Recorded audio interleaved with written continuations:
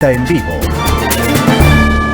Son las 8:49. Un honor y un placer tenerle a Lolo Echeverría, un distinguido periodista, columnista, analista político, para realizar un análisis de este proceso electoral que se encuentra ya en marcha en Ecuador. Proceso que tiene varias características y atributos que han dado que hablar, como el anticipo de las elecciones de febrero para el mes de noviembre, una cortísima campaña electoral que no pasará más allá de un par de semanas, y una situación de incertidumbre que se generó por una serie de acciones como actores políticos de los miembros de la función electoral, Consejo Nacional Electoral, Tribunal Contencioso Electoral.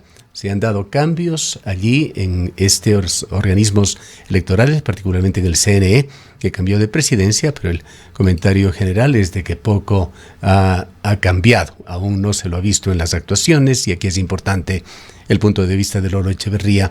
Lolo, bienvenido. ¿Cómo ve usted este proceso ecuatoriano? ¿Qué aspectos son los que más le preocupan? Buen día, Gustavo. Un gusto estar con usted. Un saludo también para la audiencia de su programa. Es algo preocupante porque las elecciones son la única oportunidad que tienen los ciudadanos para expresarse, para hablar, para juzgar si es que el gobierno va bien o no va bien. En esas condiciones parece extraño que se haya o que se esté ensuciando las elecciones con estos procedimientos extraños del gobierno. Primero, el cambio de los calendarios electorales, el cambio de la fecha de elecciones. Segundo, la persecución a algunos candidatos, el caso del alcalde de Cuenca, del alcalde de Guayaquil, el alcalde de Quito y de otras ciudades también. Uno no sabe si son o no son culpables, pero la verdad es que a la gente le preocupa menos el saber si son o no son culpables, porque le preocupa más esta persecución, porque todo esto se ha desatado en vísperas de las elecciones y son candidatos a la reelección, y evidentemente se pretende posicionar a los candidatos del gobierno. Todas estas circunstancias hacen que las elecciones se hayan enturbiado y que la gente no esté entusiasmada en absoluto con las elecciones. Ni siquiera los partidos políticos, que suelen volver a la vida en tiempo de elecciones, ahora no parecen tan activos. De manera que esto es preocupante porque se afecta la calidad de la democracia en el Ecuador y se afectan los derechos esenciales de los ciudadanos que, como digo, tienen única vía de expresión, las elecciones, Gustavo. ¿Cómo se ha ido configurando esta especie de crisis de representación en la democracia ecuatoriana? Mire, la democracia ecuatoriana no califica, según los estándares internacionales, no califica como democracia plena, ni siquiera como democracia imperfecta.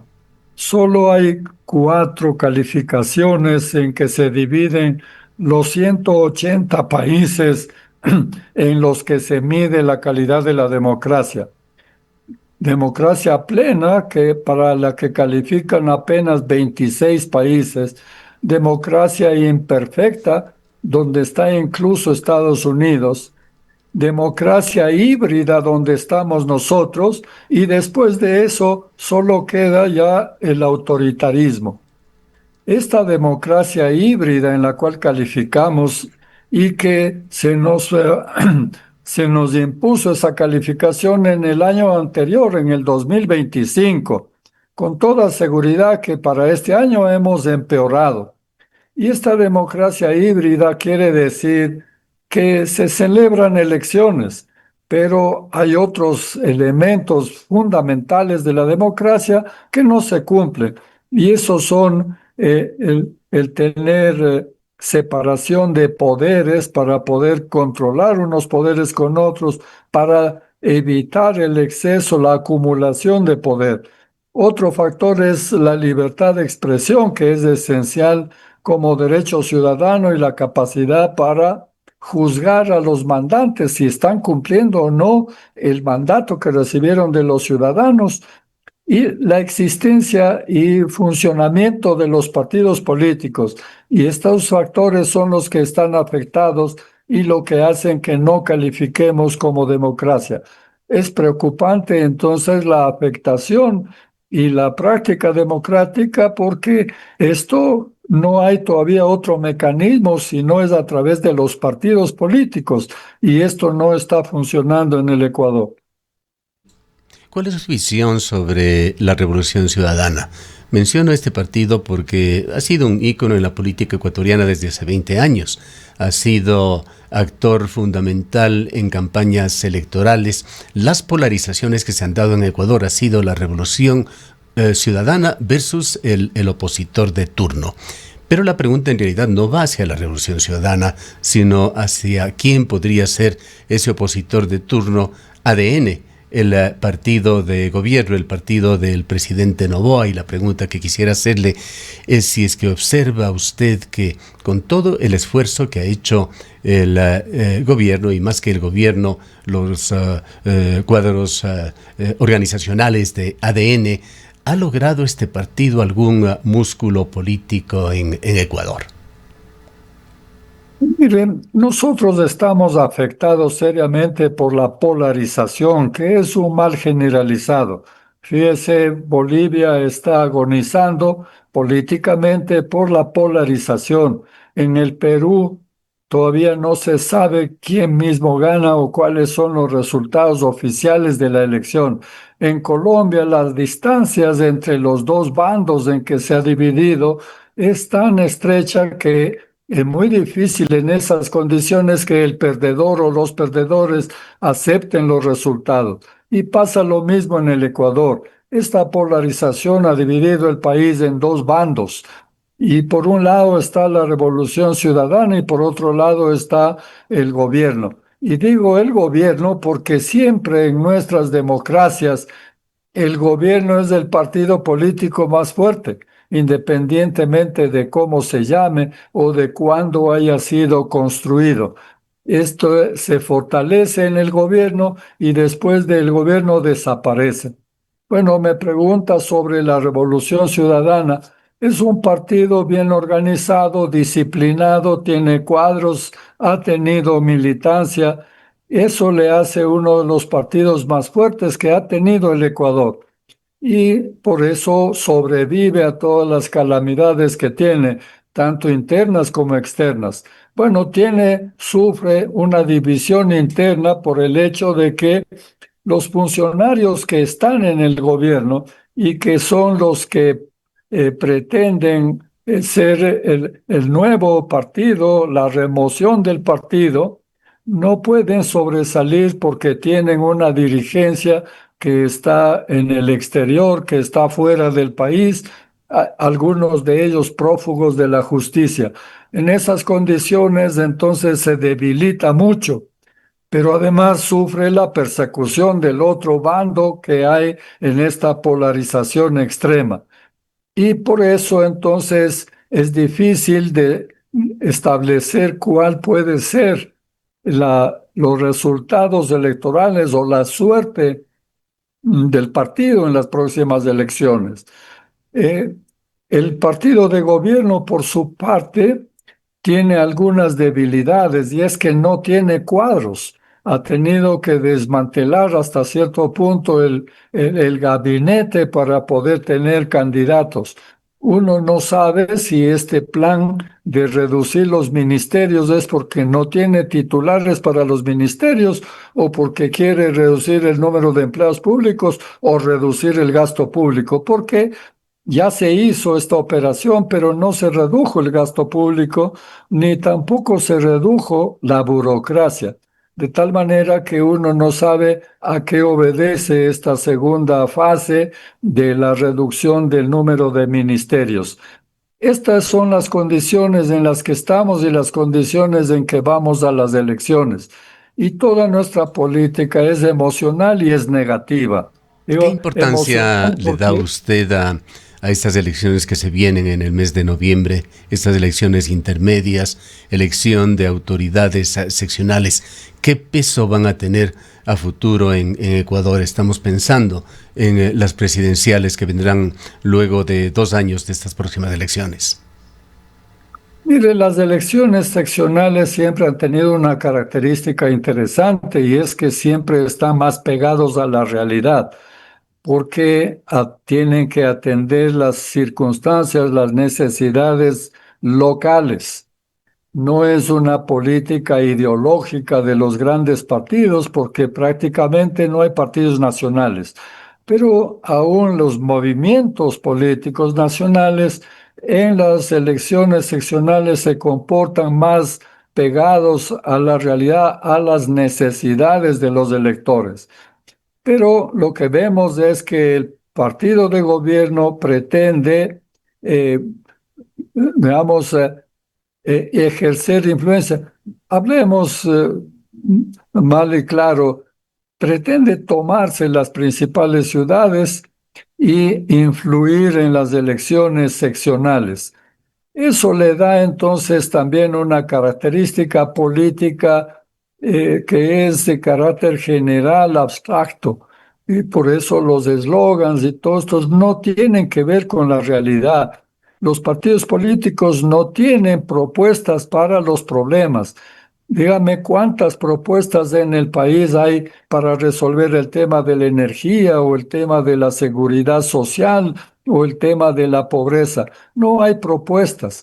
Y lo único que hay en las elecciones es la presentación de nombres de candidatos, pero no de propuestas de solución a los problemas. Va a ser el tema de la seguridad, un tema político en cada una de las ciudades ecuatorianas fundamentalmente. Sí, por doble razón. Primero, porque es la preocupación fundamental de los ecuatorianos, porque la violencia infunde temor, impide trabajo y hace oscuro el futuro. Pero en segundo lugar, porque también me parece que el gobierno utiliza esta idea de la lucha contra la violencia, la guerra contra el narcotráfico, como mecanismos para acumular poder y para restar en alguna medida las libertades de los ciudadanos. Entonces, por esa razón, evidentemente, sigue siendo la violencia lo fundamental, la fundamental preocupación política y va a influir mucho en las elecciones seccionales. Logrado y está logrando el presidente de la República de alguna manera ocupar el centro del debate público. Analicemos los últimos pasos que ha dado el presidente de la República: 2 viajes en seguidilla a Estados Unidos, una serie de decretos relacionados con la seguridad aquí en el ínterim, y ese proceso que poca fe tienen los analistas de reducción de tamaño del Estado. Quita estas acciones de Daniel Noboa espacio para otros actores políticos. Logra Noboa con estas actividades internacionales y esta intención de poner siempre el tema de la seguridad en el centro del debate interno, con medidas bastante duras que se toman para buena parte del Ecuador, como los estados de excepción. Logra Noboa dominar la agenda mediática. Sí, mire, siempre y en todas partes, cuando se declara una guerra, se produce inmediatamente la unión, la unificación del país, porque hay un enemigo común. Y tal vez eso es lo que se intentó en el Ecuador al declararle la guerra a los carteles, porque es una guerra que no puede tener una victoria. Ningún país en ninguna parte ha logrado ganarle la guerra a los carteles, de tal manera que si se hizo esa declaración probablemente fue como un mecanismo político para unificar al país, para darle gobernabilidad, para tener más recursos o instrumentos de poder. Pero desgraciadamente no se desgasta, no se puede mantener en vilo a un país. Y la idea de la guerra se desgasta, de tiempo en tiempo tiene que volver con nuevos mecanismos para mantener viva esa idea de que estamos luchando contra un enemigo común.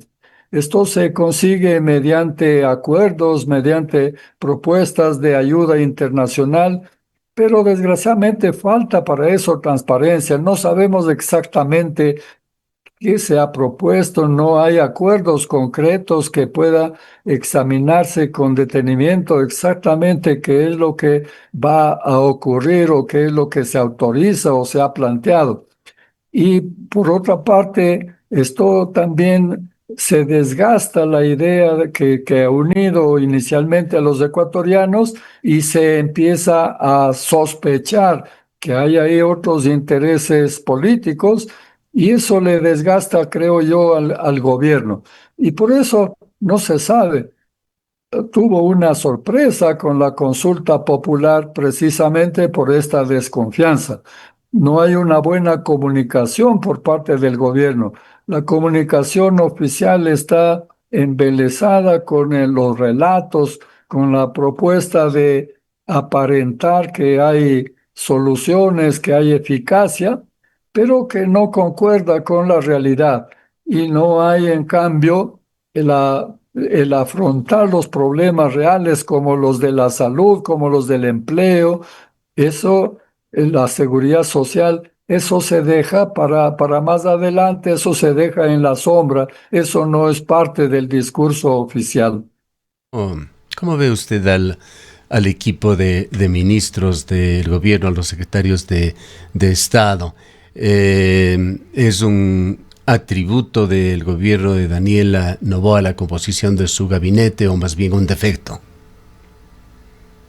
Yo creo que es un defecto porque el gabinete ministerial ha sido muy discreto. No se les ve a todos. El presidente Noboa ha delatado finalmente que es una autoridad muy firme, muy recia, y que no permite que ninguno tenga autonomía y que aparezca y que se manifieste como un líder potencial para el futuro. No, es un gabinete muy discreto que no aporta soluciones, que no tiene el tiempo tampoco para hacer planes que resuelvan los problemas, ni siquiera en el mediano plazo, porque ha cambiado mucho. Han pasado en los ministerios más importantes, ha habido una rotación tan grande que no se permite ni siquiera tener planes, peor el seguimiento de un ministro con otro. En esas condiciones no se destacan los ministros. Algunos ministros se destacan por la presencia en los medios, sí, como el ministro de Defensa, el ministro del Interior, pero no se destacan por la eficacia de sus políticas o de sus acciones.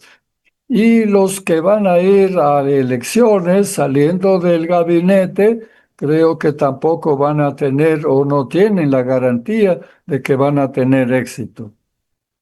¿Cuáles podrían ser los principales atributos del gobierno que puedan ser utilizados por el gobierno y por su gestión política electoral en estos meses que vienen?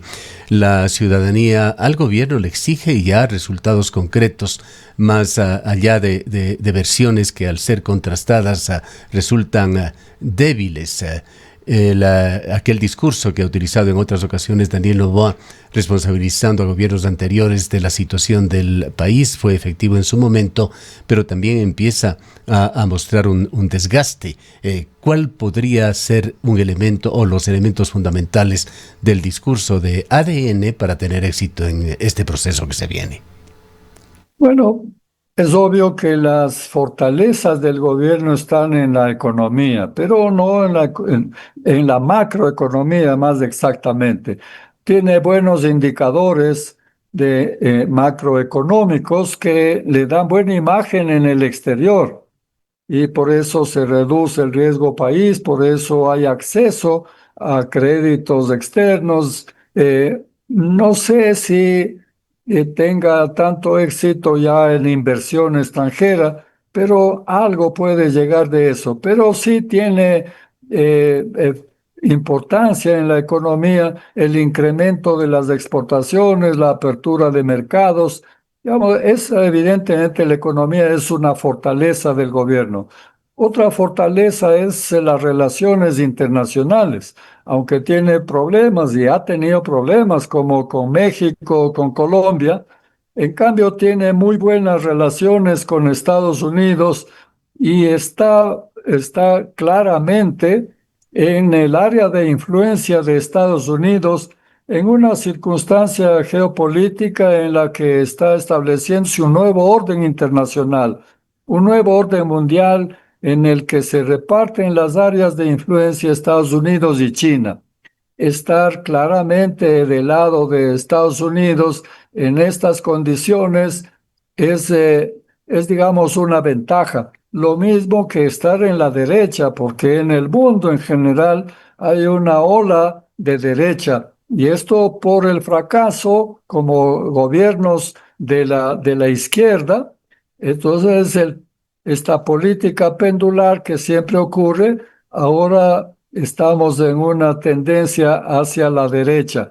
Estar también en la derecha en ese sentido es una ventaja.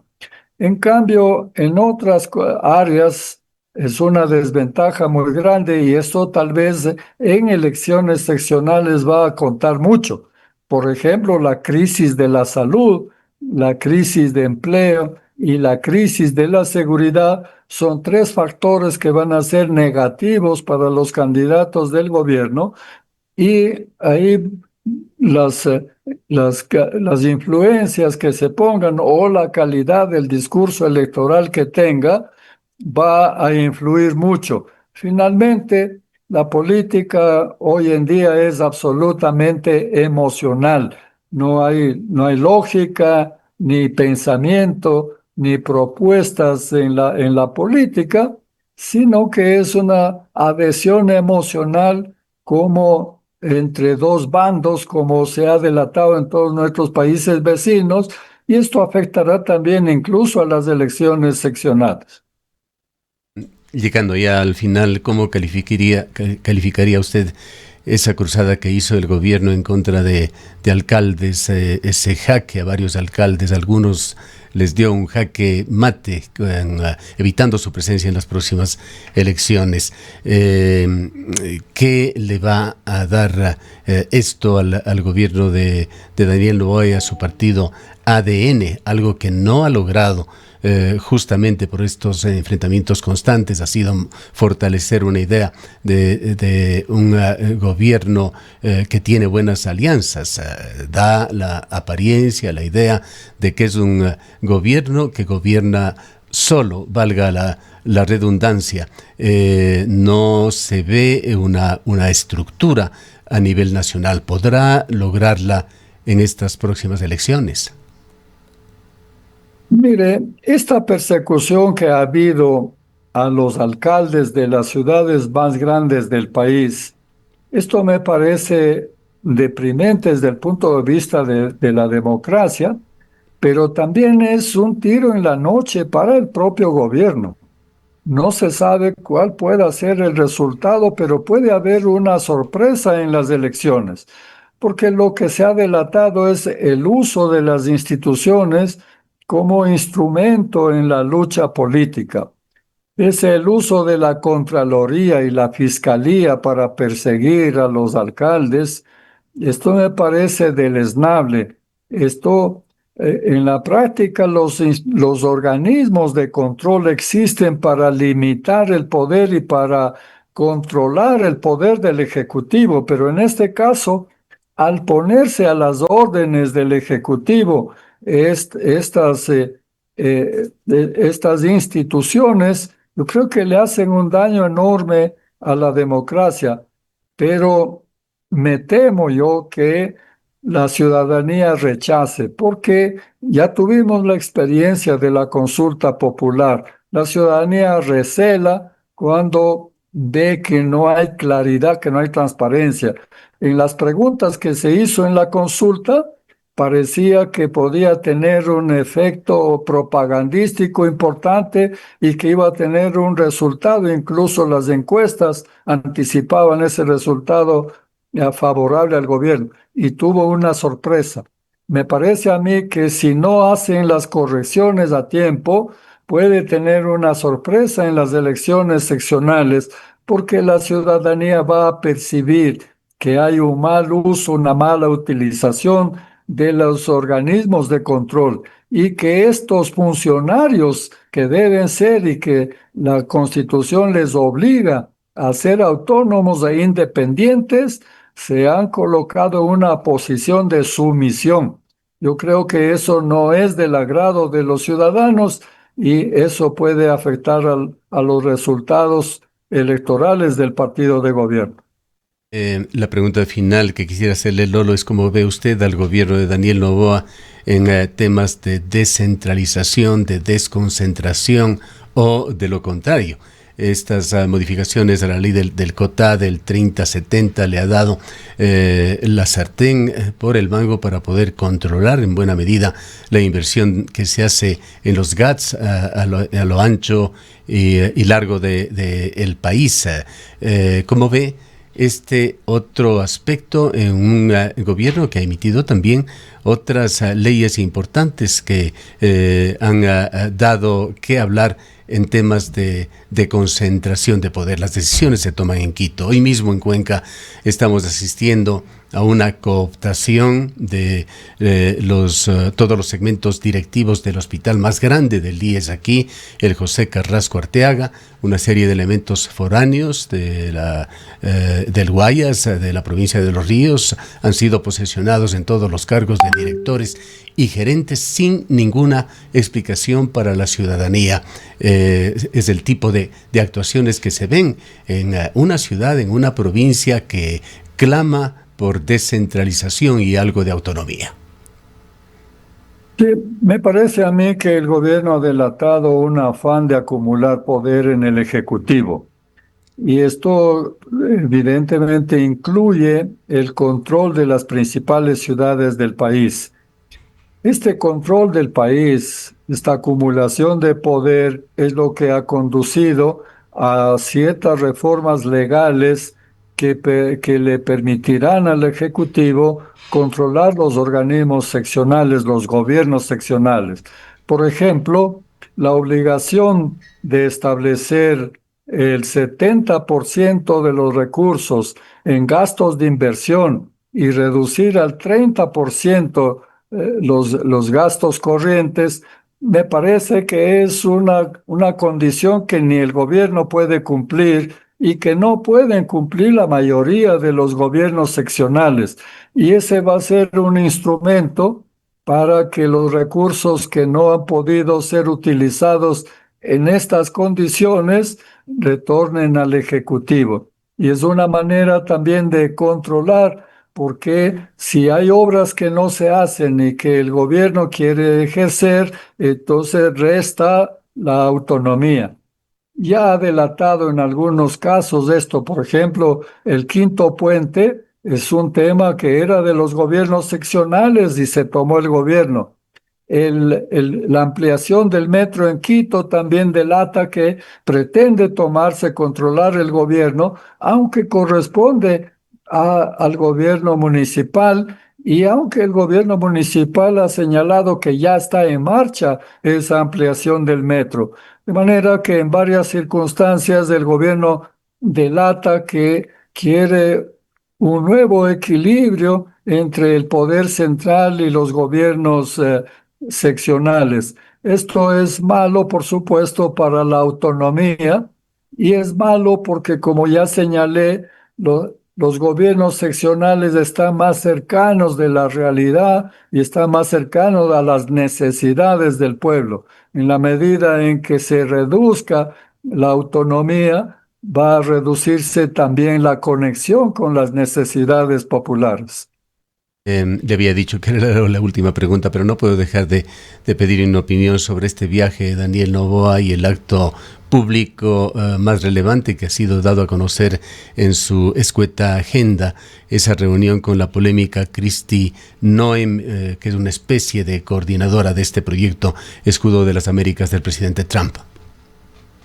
Bueno, eso creo yo que dadas las condiciones de la geopolítica mundial que ya señalé, que estamos en el establecimiento de un nuevo orden mundial, una conexión estrecha con el gobierno norteamericano, que es la potencia más grande del momento, es una ventaja para nuestro país sin duda alguna.